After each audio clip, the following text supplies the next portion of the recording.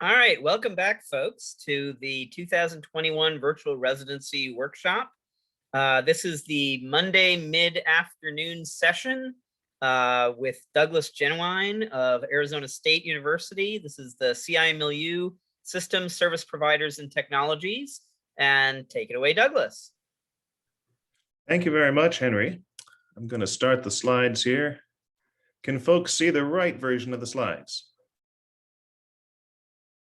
Yes, we can. Very good. Well, thank you very much, Henry.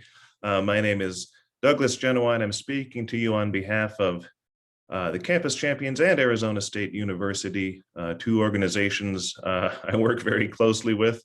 And we'll talk today about the cyber infrastructure milieu, systems, service providers, and technologies.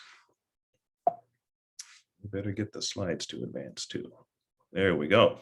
So we will briefly cover a variety of National Science Foundation systems, mostly offered through the Exceed organization.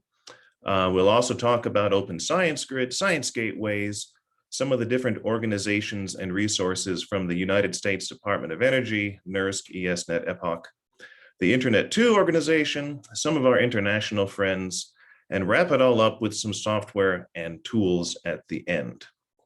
That's an awful lot to cover, so this will be a brief treatment of each of these topics. But first, we should know we can't cover everything, so we will not be talking about various other NSF systems such as Voyager, Okami, Cloud Lab, NSF Cloud Bank, the NIH systems like BioWolf, commercial cloud, or regional network providers or organizations like the Quilt. And this is not to slight any of those resources or organization. This is really only because of time to fit into this presentation, and because not all of these resources are generally available to the average researcher. So trying to give you the most bang for your buck with the presentation today. And certainly if you want to learn about commercial cloud, I know many people who email me regularly that could connect you with them. So we'll leave those guys out as well. So the first set of systems that we will talk about are part of the National Science Foundation Exceed program, and I suspect many of the folks on the call already know what Exceed is, the Extreme Science and Engineering Discovery Environment, sort of an umbrella organization of advanced computing and data service providers and services coordinated by NSF. To get on most of these systems, you will need some kind of allocation. And that will be true of most of the systems we will talk about today. The Exceed organization has its own allocation process, which is too much to get into today, but just know that it exists. And if you go to the Exceed webpage, you can learn more about it. In particular, if you are a member of Campus Champions, you already have access to an Exceed allocation, most likely, where you can use these systems free of charge. So please understand that allocations are required for these Exceed systems that we're going to talk about. And the first one up is Stampede 2. Stampede 2 is often referred to as the flagship supercomputer of Exceed. It is housed at the Texas Advanced Computing Center, part of the University of Texas in Austin. And you can see an amazing panoramic picture of the Stampede 2 system there with the literal Stampede on the front of the cabinets. And it is indeed a very large system, getting a little long in the tooth. Stampede 2 came online in 2017, but still going strong. At the time, it was the largest Exceed system and certainly the largest university-based HPC system of any kind at the time back in 2017. It was able to achieve 18 petaflops of performance, and notably launched a single job that contained 350,000 MPI tasks. So that speaks to the kind of jobs that we usually see, or that we see most on Stampede 2. This system is really designed for large distributed memory, large MPI, bread and butter HPC kind of jobs. Certainly it does many other things as well, but does particularly well at these large distributed memory programs and problems. And you can see a bit of that 2017 technology here. We've got some KNL nodes, some Knights Landing nodes, also leveraging Intel Omnipath. These were certainly state of the art in 2017 and still deliver a lot of performance per watt in performance per dollar on this system today. So no slacker in terms of core count and throughput on the fabric. And as I said before, intended primarily for parallel applications that scale really big. There's nothing, there aren't any special purpose nodes. There's no fancy fabric or topology. This is really designed as a really big scaled up workhorse for these large distributed memory jobs. Case in point, see previous slide, we talked about 350,000 tasks in a single job. Not many clusters can do that. So Stampede 2 is here to address those kinds of problems in particular. So moving on to another system, this one's over at Pittsburgh, the Pittsburgh Supercomputing Center, which itself is a coordination between Carnegie Mellon and University of Pittsburgh. Bridges 2 is quite new. As you might have guessed, it comes after a previous system called Bridges. And Bridges 2 is designed particularly to merge technologies, capabilities, scientific domains around AI and big data and traditional HPC. And we'll see exactly what that means in the coming slides here. So here's a slide shamelessly taken from the Bridges 2 website. You can see the architecture of the system.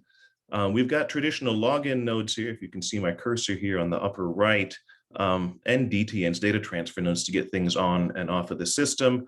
A variety of regular memory nodes, that's this RM, large memory and extreme memory nodes, built on a selection of either Xeon or AMD EPYC chips, anywhere from a quarter terabyte all the way up to 4 terabytes of RAM. So different capabilities across these nodes, right? And also 24 GPU nodes with 8 V100s each. In addition to that, a few different kinds of storage, an entirely flash-based array with very high IOPS for IO-intensive work. You remember we talked about in the previous slide, big data, data analytics, right? That IO-intensive work is going to be served well by these kinds of file systems. So not just one parallel file system, but rather some flash and also some tape to back things up. So all of that speaks to the broad range of computing modalities that Bridges 2 is designed to support. But in particular, I want to draw your attention to this top row, these orange squares up here. Not just login nodes, but we've also got database nodes and web server nodes to support multiple access modalities, not just logging in with SSH and submitting Slurm jobs, though you can certainly do that too, but to support web-based access and what we might call science gateway access, and databases to support rich interactive computations that require large in-memory databases, things like that. We can see more about that in the coming slides. Not just batch computing, right? You're probably not going to run 350,000 MPI tasks on a job on Bridges 2. At least that's not the first thing that the folks had in mind when they made it. Interactivity is the name of the game here, supporting lots of interactive environments, Jupyter notebooks, for example, as well as containerization through Singularity, and Science Gateway web interfaces through something called Open On Demand. We'll talk about more a little bit later. So lots of different possibilities here, not just traditional Slurm jobs, but many different computing modalities, containerization, VMs, database-driven computing, and many others. So we saw those different kinds of memory nodes: regular memory, large memory, extreme memory. What are the kinds of applications that work well with that? Here are just a few that I came up with. Machine learning, certainly, bioinformatics, sequence assembly comes to mind, graph analytics, de novo assembly, obviously a very big one, and even in-memory applications written in threaded languages. That is to say, things that are widely parallel within a single node can take advantage of large memory as well. So lots of different modalities, lots of different computing approaches can be performed on the Bridges 2 system. We talked before about interactivity. Why is there so much emphasis on interactivity in Bridges 2? In large part to reach non-traditional HPC communities, that is, scientific domains or users who don't or have not regularly run lots of HPC style jobs. The kind of computing modality they request the most is interactivity, not batch computing, but interactivity. So lots of demand for things like RStudio or MATLAB, Scala, Jupyter notebooks. So in addition to the ability to run jobs that run for a while and then are done, Bridges 2 provides the ability to to spin up persistent resources to support all these variety of needs. And they talk about providing languages environments that users already know. And they call this high productivity programming. I like that approach or that term because it speaks to how these approaches, these software environments, these items on the right, complement traditional batch-based computing and MPI jobs. So shared, dedicated, and persistent. We talked about the different kinds of database nodes, relational or NoSQL, dedicated web servers, a variety of containerization and virtualization options, and many community data collections. Remember, we're trying to bridge data-intensive science, AI, traditional HPC. So things like NCBI Blast or ImageNet, ImageNet AI databases are persistently stored and updated and available on Bridges 2 to serve those communities. All right, let's talk about Expanse. Expanse is computing without boundaries. In particular, Expanse is a newer system housed at San Diego Supercomputing Center. And here is a quick overview of the different parts of Expanse. Again, shamelessly stolen from the Expanse website. They talk about providing 13 scalable compute units. And this is kind of a core aspect of the Expanse system. We talk about these compute units, not necessarily single nodes or CPUs, but compute units that themselves lend themselves to these innovative operations like composable systems, science gateways, interactive computing. So you see a little bit of the Bridges 2 design here, but definitely a different complementary approach here with integration with cloud, with Open Science Grid, which we'll hear more about shortly. And again, that data-centric architecture trying to support high IOP computations. Again, trying to cater to not just traditional high throughput computing and HPC, but also long tail science to have systems specifically designed for earth science and genomics and other things that are still emerging in the HPC space. In particular, this architecture lends itself to composable computing, which this picture shows nicely. The Expanse system is leveraging a product called Bright Cluster Manager to support both containerization through Kubernetes and traditional batch computing through Slurm on the same nodes at the same time, all while having access to public cloud as well. And just like we saw with Bridges, we've got web-based interaction modalities as well. So composable computing, not just bare metal, though that is certainly an option as well, but composability is the name of the game with Expanse. Moving on to Jetstream, this system is another Exceed system hosted at the Pervasive Technology Institute at Indiana University. Jetstream is a national science and engineering cloud. And what we mean by that is it is all cloud all the time. It is meant to be for research what perhaps AWS is to the commercial market. A VM-only environment specifically tailored not just in terms of software and underlying hardware, but also in support, allocation, and access modalities, specifically with researchers in mind. Again, this is not, you're not going to run 350,000 MPI tasks on Jetstream. That's not what it's for. It's for specifically for researchers needing perhaps a handful of cores on demand, as well as for entities that need to create their own customized environments, customized VMs, accessible only by the web. So here's what it looks like, or at least what it looked like, I think, a year or two ago when I took these screenshots. You do access it via the web through this graphical interface here. If you've ever looked at the dashboards that you might see with an AWS or other commercial cloud platform, this dashboard is notably simpler to navigate. Again, Jetstream's mission is a little different. It's not trying to serve a whole bunch of different corporate entities. It's supporting only research and education, with only sort of in quotes. You can see the different allocations you have from different allocation sources to spin up different machines. And you can look at a catalog of virtual machine images that you can spin up. And I think that's the next picture here. Yes. So the Jetstream team themselves maintain a collection of images of things like CentOS and Ubuntu and a few others.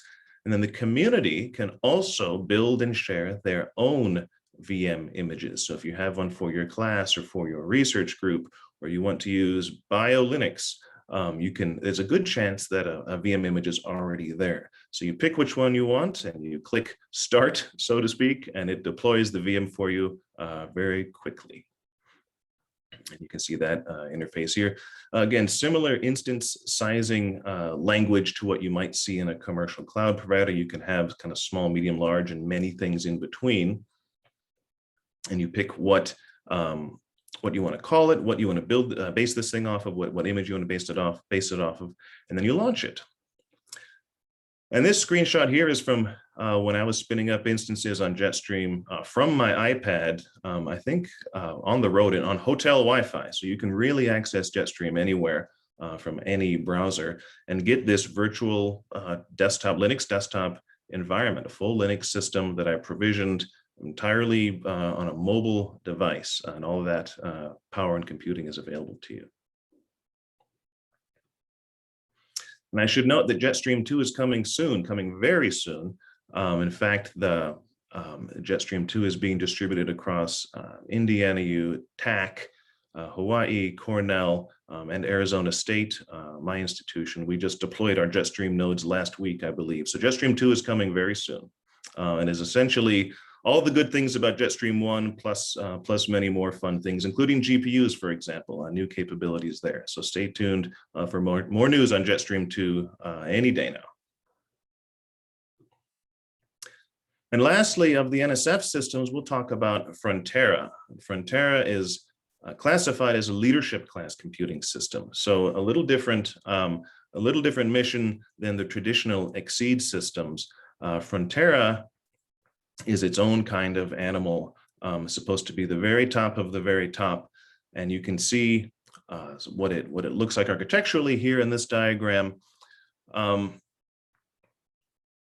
Designed again for very, very, very large capacity jobs. So there's not, from what I can see, there are not many different kinds of nodes. There's really only a few different kinds of nodes. You have a whole bunch of these double precision Xeon nodes. And then we've got these very interesting NVIDIA Quadro single precision nodes that are liquid cooled and not perhaps the usual kind of liquid cooling, but liquid submersion cooling in their own cooling tank, so to speak, in the TAC data center. And then some Power 9 units on there as well. So really designed as extreme workhorse computing. Also has gateway and API access. So again, that web-based accessibility is here as well. It can connect to other systems, including commercial cloud storage and other archival systems within TAC. So Frontera is a different kind of beast. And notably, allocations here are different. This is not exactly an Exceed system, though it is an NSF system. It has its own allocation process coordinated by NSF. So the process of getting time on Frontera is a little different than the other Exceed systems. And I would encourage you to read this item, NSF 20018, to learn all about how the allocations work. But know that it's a different kind of system, for the very largest of jobs.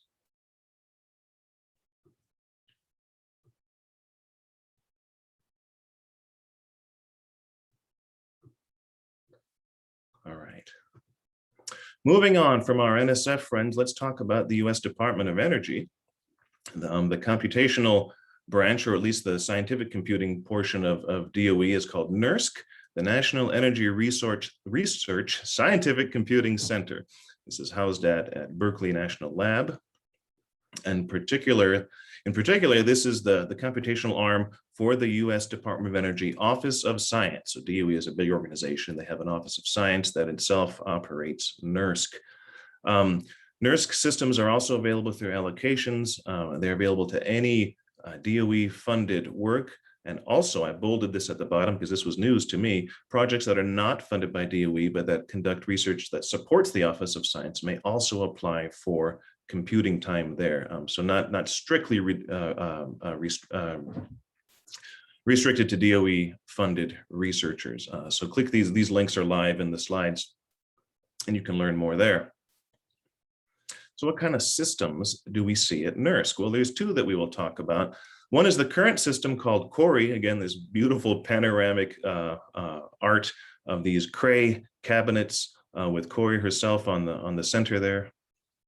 This is a system with over 2,000 Haswell nodes and over 9,000 Knights Landing nodes, again, from that Knights Landing era from just a couple years ago, and 20 large memory nodes. So again, designed for large computing jobs, specifically in the DOE space. So perhaps a little more focused in terms of the kinds of science that they run, but not too far afield from what we see on the NSF side as well. Cori is a very large system. And coming very soon, in fact, partly here, is Perlmutter. This is a new system for DOE NERSC. And I have the architecture sort of notionally described here on the lower right. The items in green are here or almost here. The GPU nodes running NVIDIA's A100, the Ampere architecture, all flash storage, 35 petabytes of all flash storage. So again, very, very, very IO intensive. And networking systems are up right now with the purple and blue systems coming in later, some AMD EPYC Milan CPUs, as well as high memory, and this very interesting interconnect called Slingshot, Ethernet compatible, a novel approach, as far as I understand it, to interconnect an HPC being deployed in Perlmutter, and I'm excited to see what they do with that. All right, and again, with NERSC, allocations are different, just like with Exceed has its own with the XRAC process, Frontera has its own directly through NSF.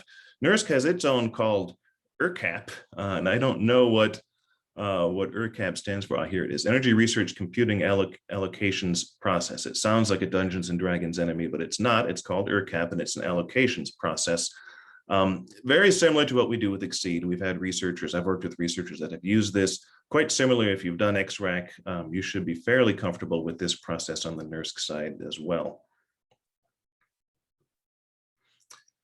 So now shifting gears from the computing side of DOE, we can talk about networking, in particular the Energy Sciences Network, or ESNet for short. This is essentially the networking arm of DOE Office of Science, also headquartered at Lawrence Berkeley National Lab. And you might say, Doug, why do we care? What are we talking about networking in an advanced computing talk? Well, nowadays, computing, as you probably know, computing and network are really close friends. The network itself can often be considered a computational instrument in its own right, and ESNet knows that. Anybody that has deployed a science DMZ is using the reference architecture put forth by ESNet. These are the folks that sort of invented that and have put forth an enormous amount of knowledge about not just the reference architectures, but tuning guides for Linux hosts, data transfer nodes, what to expect on throughput, breaking down the bandwidth delay product across a variety of different buffers, network switch buffers and things like that. An enormous amount of knowledge has been contributed to the community by ESNet. So in the field of science DMZ and in the business of getting data onto and off of advanced computing systems, this is a tremendous resource. And lastly, sort of a mix of DOE and NSF and Indiana U is EPOC, the Engagement and Performance Operations Center. And you can see their website there, epoch.global.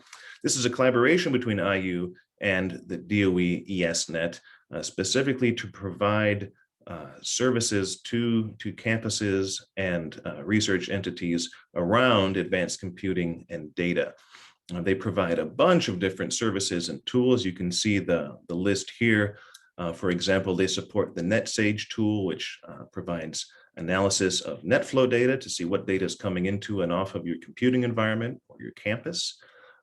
They provide application deep dives. They'll come to your campus, talk to your researchers, talk to your technology people, and and help you tune the network flows all the way from data acquisition to data processing and data results. This can be a very daunting task by yourself, right? Because we don't own the entire network. If I'm acquiring data from somewhere else in the United States or in the world, not all of that is Arizona State's network, and tracking those flows down and learning how to optimize it can be a daunting task. And the Epoch folks have gotten this down to a science with an almost virtual residency-like approach to deep dives with researchers.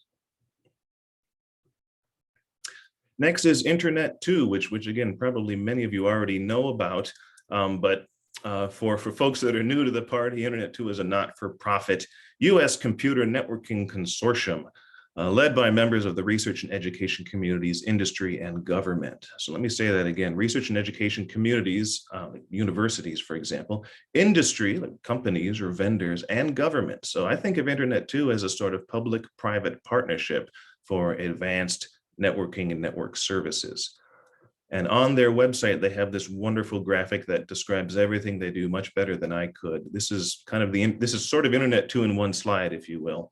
If you've ever used Eduroam to get on Wi-Fi at another campus or at a conference, or if you've used InCommon or CI Logon for federated authentication to different cyber infrastructure assets, if you've subscribed to Net Plus services like cloud storage on your campus, and many, many, many other things. Internet 2 is all of these things. It is a community, it is a set of services. It is also itself a network.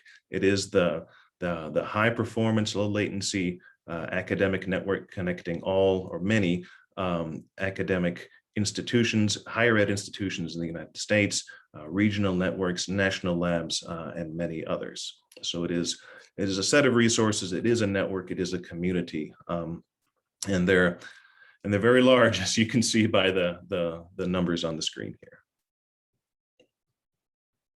So here is Open Science Grid. Open Science Grid is a national distributed computing partnership for data-intensive research. What does that mean? Well, it means OSG has been around a long time. Grid computing has been around since at least the early 2000s. The OSG consortium itself was formed in 2004. Back in those days, we were trying to figure out how to process and move all of this data from the Large Hadron Collider, LHC. No amount of data like that had been seen before in this kind of computing environment. And they needed a way to process it and distribute that load across many, many computing environments. And so became grid computing.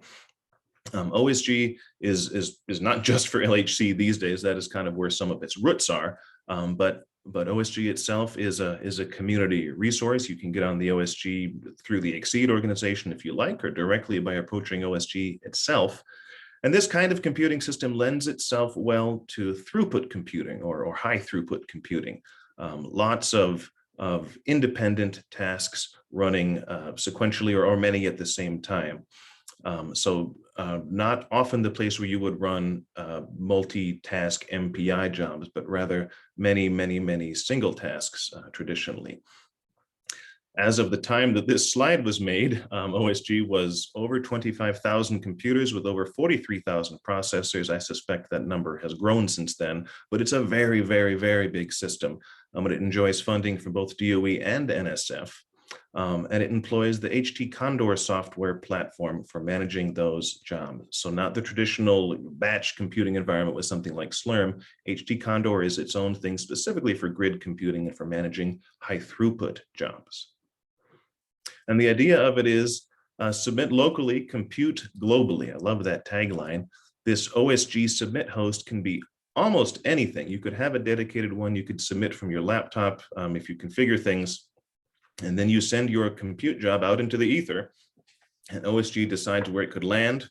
It can land in lots of different places, like OSG specific sites, perhaps Exceed sites, or even on commercial cloud if you really want. You need to contact them to sort that out, but it is a possible compute environment. So you really can compute globally with OSG. And how distributed is it? This picture is a couple of years old, but you can see there are OSG hosts compute hosts all over the United States and all over North America, just in this picture alone. That's where those 25,000 computers come from, is these different sites. So the next item is Science Gateway's Community Institute. We've already talked about Science Gateways a little when we talked about web-based access modalities to things like Bridges 2 and the other XSEED systems. And SGCI connects people and resources to accelerate discovery by empowering the Science Gateway community. So what is a gateway? What does a gateway do? The reason we have gateways is to simplify access, to lower the barrier to entry for advanced computing resources by hiding infrastructure complexities. Anyone that's ever used an HPC system or an HTC system is probably aware that there are some infrastructure complexities. There are InfiniBand collision domains. There are different versions of mathematical libraries. There are 100 different versions of MPI that you could use if you're doing MPI. There's a lot of complexity there. And what the Science Gateways try to do is provide a higher level user interface, usually in the form of a web page or web portal, to kind of round off the corners and put up some safety rails to make it easier to submit these kinds of jobs and perform productive science. And there are a lot of them. This is not an exhaustive list on the slide here.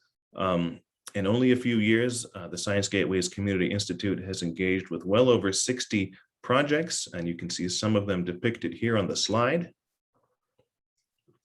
So what do they look like? We'll look at one very quickly, a gateway called Chem Compute for the computational chemistry community. And you can see it really looks like a web page. You can log in, you can make an account. And when you're here, you can see the different kinds of analyses or software that you can run. These are at least games as a piece of software I'm somewhat familiar with. I know it is complexity and it could do with some of its complexity being hidden. And that's one of the things that Chem Compute tries to do. So you can graphically choose your molecule. It provides a graphical user interface for providing files. You don't have to type path names to scratch file systems or perform grid FTP operations or anything like that. It's point and click. It's a web page. And people tend to be more comfortable with web pages. And it can also provide graphical interaction as well through this Java-based molecule editor over here on the right-hand pane. All right, so that was Science Gateway's Community Institute. Next, we have some international organizations. And this is just to highlight there, all of the CI milieu is not limited to North America or the United States. There are many, many international organizations as well, as anyone who has been to the ISC conference or even the SC conference can tell you, many different countries and organizations represented there. We'll talk about just three to give you a taste of what these are.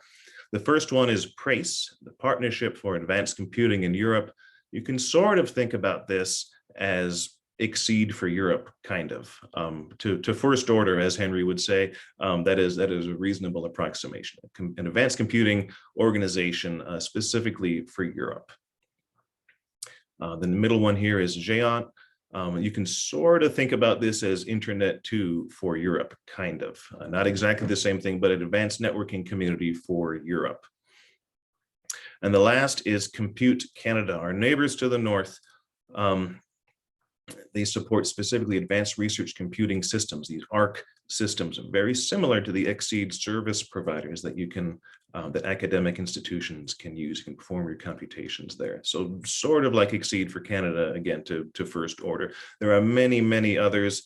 There's the Archer supercomputer system in the UK. There's King Abdullah University in the Middle East. Many, many, many other organizations as well.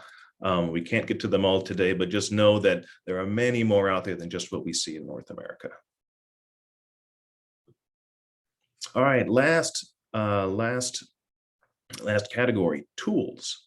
And again, we'll just talk about a few. We just have one slide for tools. There are 100,000 different tools out there for advanced computing and data. And we'll go through 4 specific tools here, but really you can think about these almost as categories of tools. There's lots of different ways to do what any of these pieces of software does. And these give you, again, just an indication that these kinds of tools exist. The first one at the top of the list here is Globus. Globus is a sort of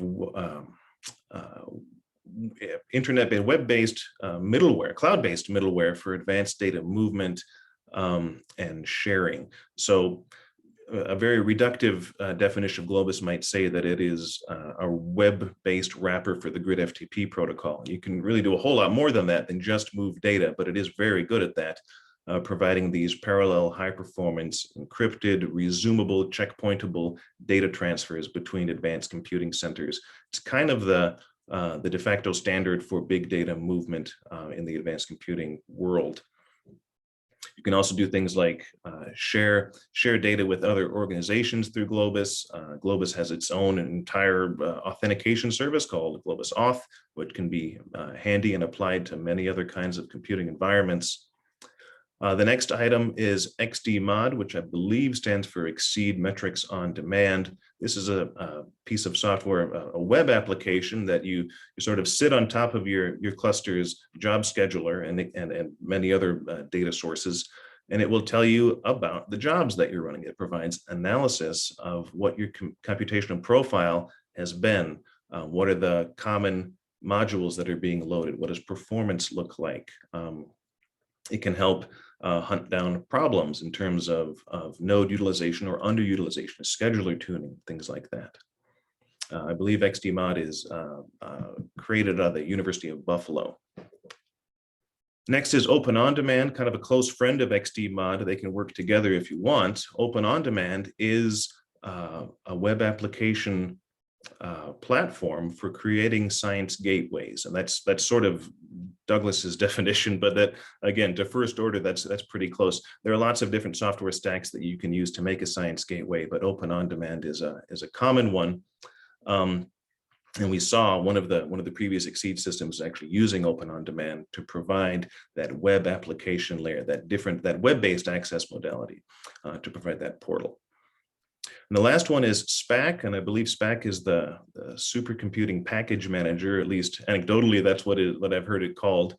SPAC has its roots in the U.S. Department of Energy National Labs, but is available to the community and is, again, reductively, a set of build tools for building almost any computing software environment for HPC, compilers, libraries, analysis tools, domain-specific tools, supporting utilities. SPAC can build just about anything, and it can do it very configurably, so that you can build OpenMPI with this version of GCC and that version of the OpenBlast library, for example. Many different options, and SPAC handles all of the dependencies for you, and makes it a little more a little less hectic to manage software stacks, a little more reproducible as well.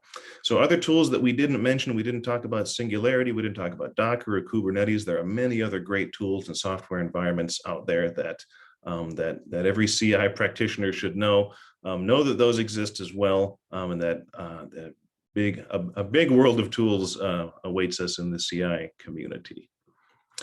Speaking of the CI community, let's talk about ask.ci or ask.cyberinfrastructure.org. This is a public Q&A platform specifically for research computing, created as a joint effort between the Northeast Cyber Team and the MGHPCC. That's the Massachusetts Green High Performance Computing Center, aka Harvard, MIT, and Northeastern's data center, and the Campus Champions. And what does it look like? This is a web platform, sort of looks like Discourse, where you can ask questions and have a variety of different answers provided by the community. And importantly, those answers can be voted on, but even more importantly, we can provide more than one answer for a question. So it lends itself a little more to discussion than to just zeroing in on, here is the answer for this environment. We see that kind of approach often used in Stack Exchange, which is a valuable product, valuable tool in the traditional IT sector, where many services are well-defined and well evolved. In many cases in research computing, things are still evolving, still emerging, and answers really benefit from more discussion. AskCI tries to bridge that gap. And that is a very quick whirlwind tour of the cyber infrastructure milieu. My name is Doug Jennewein, happy to address any questions or any discussion from the audience.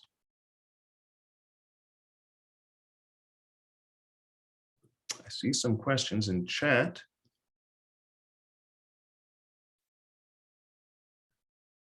And yeah, thank you, Mike, for answering the question from Vinod about XDMod versus Bright. These are different animals. XDMod is just metrics. And I see Lane has a question about using applications requiring export control or ITAR. Lane, if you were able to elaborate, was that a question for a specific system or any of the systems? And it may not matter because the answer is I don't know, no matter what your answer is. So I'm not entirely certain. I don't believe the Exceed systems are configured to support export control or ITAR. I'm not certain about the DOE systems.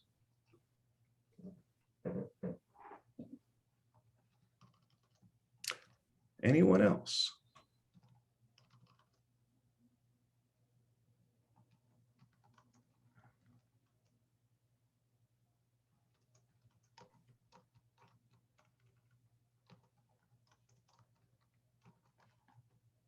See a question about composable systems. Can you speak more about composable systems? What is their use case? So if we think about the, I believe it was the Expanse systems, although you can do this on Jetstream too, Jetstream as well. Composable systems you might think of as something purpose-built for a particular application space, where the kind of problem you're trying to solve is perhaps not solved just by one piece of software or even a chain of pieces of software. Like in the bioinformatics space, something like tuxedo protocol of next-gen sequence analysis. That's a series of steps of different pieces of software, different tools running on FASTQ data, SAM files, BAM files, all of that kind of stuff in kind of order. One thing's being done at a time, and you can do that usually in a traditional HPC environment. Other cases, other use cases like big data, like AI, like social media data harvesting, for example, you might need an ensemble of tools running consistently or persistently rather. You might need a persistent database. So you might need, and perhaps a science gateway stuck on top of that to interact with it when things get more complex. So you might need to compose this ensemble of software environments of systems to support your research, and not just a piece of software or a workflow, a chain of pieces of software. So that's kind of a roundabout way of saying composability becomes handy when the nature of solving the problem it becomes much more complex.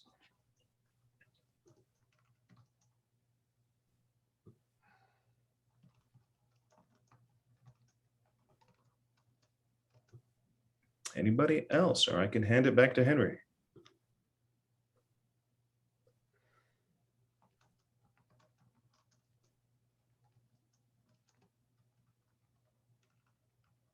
Okay, well, I will stop sharing it. Henry, they are all yours.